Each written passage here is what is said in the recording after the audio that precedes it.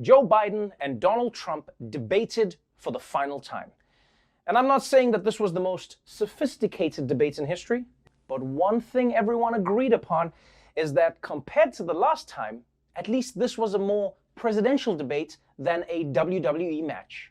This was a decidedly different debate, much calmer, far fewer interruptions. The debate last night, calmer tone than the first one. But this was a far more civil affair than their disastrous first debate. It was a far less contentious affair than that first debate. We went from Cleveland chaos to Nashville nice. That's right.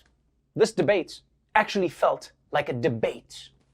And who knows why it was so much better? I mean, maybe it was because the candidates knew their microphones could be muted, or maybe because Trump was better behaved so he could appeal to undecided voters. Or maybe it was just the pre-debate smoke sesh. You never know. People were more chilled. Whatever the case, with fewer distractions than last time, the candidates could actually give us their visions for America. On healthcare, Joe Biden wants to expand Obamacare, while Donald Trump will have his plan in the next 2 weeks, which is what he's been saying for the last 5 years. On fracking, Trump wants to keep it, while Joe Biden wants to keep it and get rid of it. On coronavirus, Biden thinks we have a tough road ahead, while Trump wants to reopen the White House jacuzzi. And on crime, Joe Biden's priority is to get drug offenders out of prison, while Donald Trump's priority is to keep himself out of prison. Now, to be clear, just because Donald Trump was less shouty, that doesn't mean that he wasn't still Donald Trump. I mean, you can put a silencer on a gun, but it's still gonna hurt.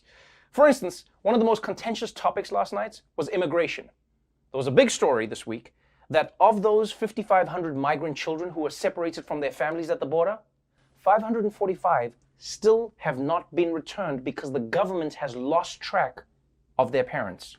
And while Joe Biden was outraged by this news, Trump managed to look on the bright side. Let's talk about what we're talking about. What happened? Parents were ripped, their kids were ripped from their arms and separated. And now they cannot find over 500 sets of those parents, and those kids are alone. Nowhere to go. Nowhere to go. It's criminal. It's criminal. Let me ask Kristen, you about I will say this. They went down, we brought reporters, everything.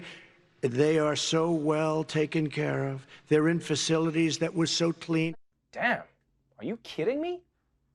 Did this motherfucker just give a Yelp review for his child prison camps? I will say this. You can see why Donald Trump is a salesman. Because this guy can spin anything that he did wrong into something positive. Donald, did you just take a dump on my rug? What I actually did was give you a really valuable conversation starter. If you want, I'll autograph it for you. What's crazy to me is how screwed up Trump's priorities are. This dude has a meltdown when his tweets get hidden, but when his administration is orphaning kids, he's like, whoa, dude, take a chill pill. They get basic cable. Things aren't that bad. Now, Trump defended the zero tolerance policy that led to family separations by saying that under Biden and Obama, migrants were just set loose. And when Biden tried to argue that most immigrants who were released still showed up for their mandated court dates, Donald Trump was pretty skeptical about that claim. If in fact you had a family came across and they were arrested, they in fact were given a date to show up for their hearing.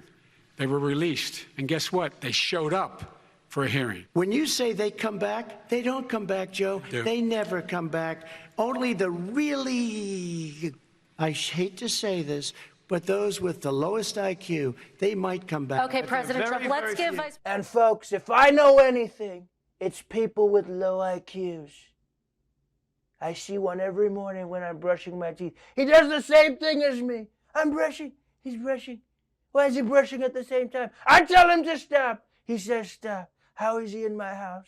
Just to be clear, what Trump is saying is that he knows immigrants are supposed to come back for hearings, but that only the stupidest people actually do it. And aside from the fact that he's totally wrong, it's amazing how Donald Trump always thinks that following the law is only for stupid people. You know, sometimes Trump seems less like a president and more like a kid playing Grand Theft Auto.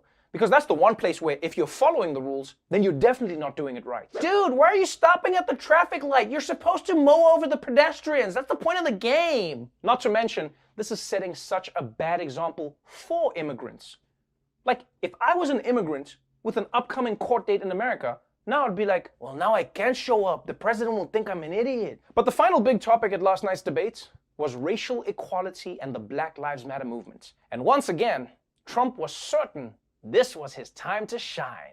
Nobody has done more for the black community than Donald Trump.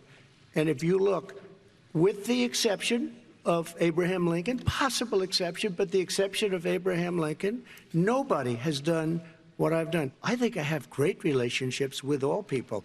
I am the least racist person in this room. I am the least racist person. I can't even see the audience because it's so dark, but I don't care who's in the audience. I'm the least racist person in this room. Man, sometimes you gotta love Trump. He just threw the entire audience under the bus to make himself look good. You realize his own wife was in that room, but Trump is like, Melania's way more racist than me. She calls our housekeeper Consuela. And she says, but that's her name. And I'm like, stop making excuses, you racist. although to be fair to Trump, guys, he has spent a lot of time with Stephen Miller, Steve Bannon, Jeff Sessions, and the rest of the dudes. So, I mean, usually, he probably is the least racist person in a room. Oh, and by the way, I love how he always says that he's done the most for black people, with the possible exception of Abraham Lincoln. The possible exception. Like, yeah, Lincoln freed the slaves, but Trump gave Omarosa like 3 jobs. 3 jobs. But there you have it. Last night's debate is done. And with it, the debate season of the 2020 election cycle is over. It's been a long journey.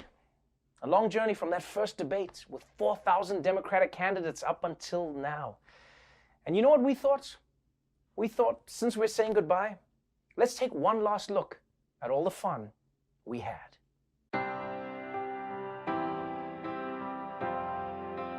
A billionaire who calls women fat broads and horse-faced lesbians. I'm talking about Mayor Bloomberg.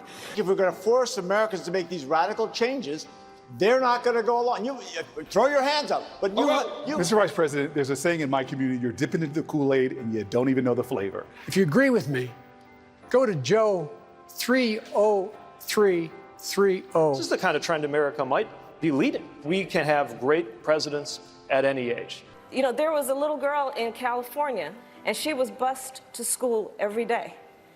And that little girl was me. Me llamo Julián Castro y estoy postulando por presidente. La situación ahora es inaceptable. Cada votante necesitamos la representación.